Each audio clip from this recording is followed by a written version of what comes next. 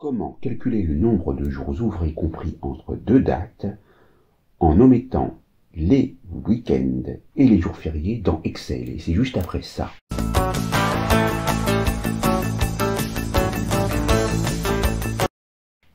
Ici, pour l'année 2025, en partant du 1er janvier jusqu'au 31 décembre 2025, et après avoir incorporé le nombre de jours fériés correspondant à l'année, avec leur date, bien sûr, nous allons donc pouvoir obtenir un résultat qui sera ici en cellule E1.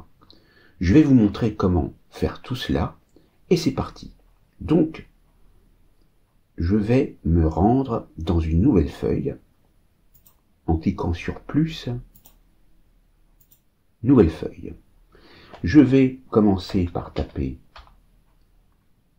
donc ma première date en cellule A1, la date de fin, le 31 décembre 2025, en cellule B1, et je vais vérifier dès à présent que c'est bien au format date. Donc, je sélectionne par le biais du clic gauche maintenu les deux cellules, clic droit, format de cellule, je suis bien en nombre date, mais il se peut que ce ne soit pas le cas. Donc il faudra que vous soyez dans nombre, date, et que vous preniez le premier format. Vous cliquez sur OK. Une fois que c'est fait, il faut que vous ayez donc créé un petit fichier bloc-notes.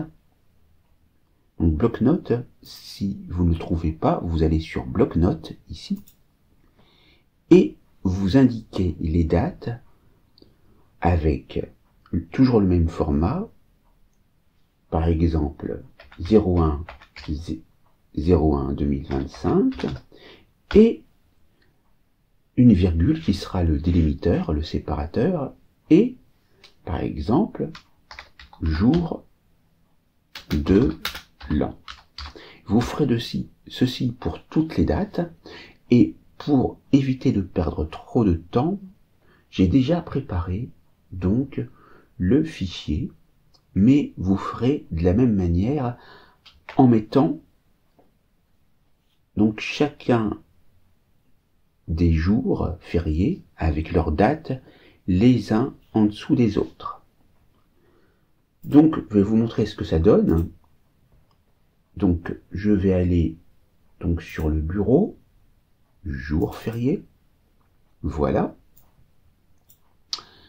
Nous avons nos jours fériés, on peut en ajouter d'autres bien sûr, mais ça c'est les jours fériés en France, mais vous pouvez mettre des jours régionaux, ou vous pouvez mettre, en fonction de votre pays, les jours qui correspondent. Et vous pouvez bien sûr changer les noms des jours en les mettant dans votre langue. Donc, et vous n'oubliez pas d'enregistrer le fichier et vous le mettez à l'endroit où vous vous en rappelez. Donc une fois que c'est fait, il suffit de retourner dans Excel et d'aller dans la cellule où vous allez pouvoir incorporer ce tableau des jours fériés, parce qu'en fait, il va être transformé en tableau, en fait en colonne. Et donc, on va aller dans le menu Données par le biais du clic gauche, à partir d'un fichier texte, et on prend notre tableau qu'on va importer. Automatiquement, il est reconnu, donc on voit que le délimitateur, est bien la virgule, selon les 200 premières lignes, mais imaginons que vous ayez plus de 200 lignes. Vous mettrez selon le jeu de données complet. Ici, on va charger et automatiquement se crée un nouvel onglet. On va donc sélectionner par le biais du clic gauche maintenu toutes les cellules, CTRL X pour couper.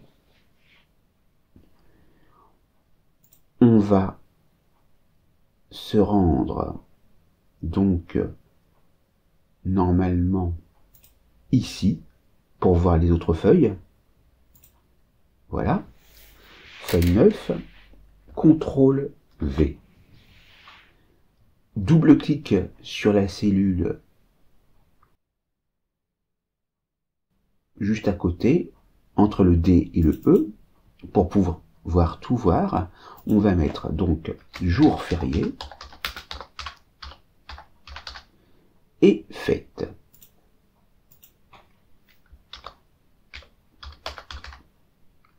Maintenant, nous allons nous mettre dans la cellule E1 pour indiquer la formule de calcul de jour ouvré. Donc on va commencer par le signe égal. On va commencer par NB. Voilà, on le voit tout de suite, moi ça va être nb.jour.ouvré.intl. Double-clic.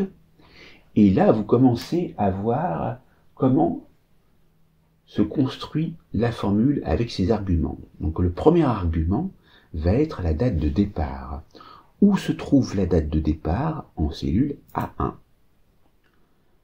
Ensuite, on a un deuxième argument qui intervient après le point-virgule. Ça sera la date de fin, qui est donc en cellule B1. Ensuite, on met un troisième argument qui est donc ici le week-end. Alors, on peut prendre samedi, dimanche,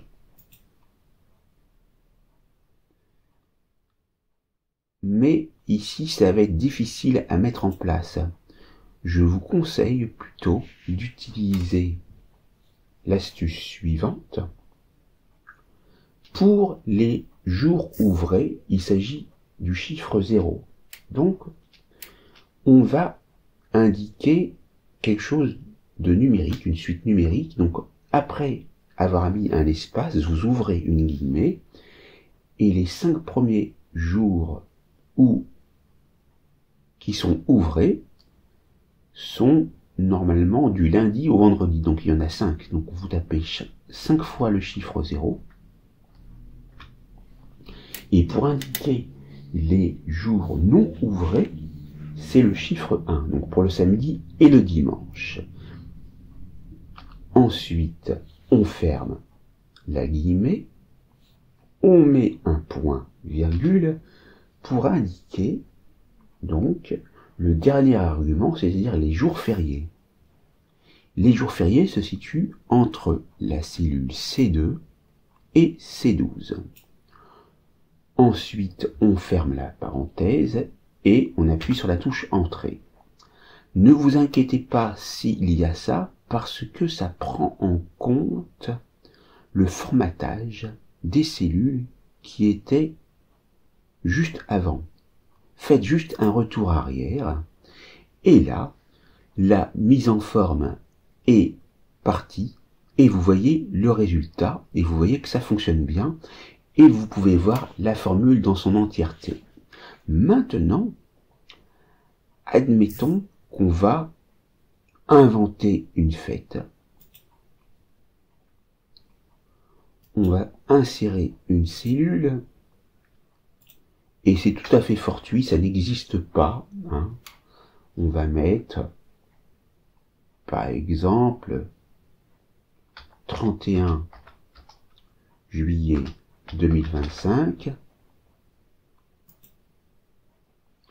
On va marquer un nom bizarre.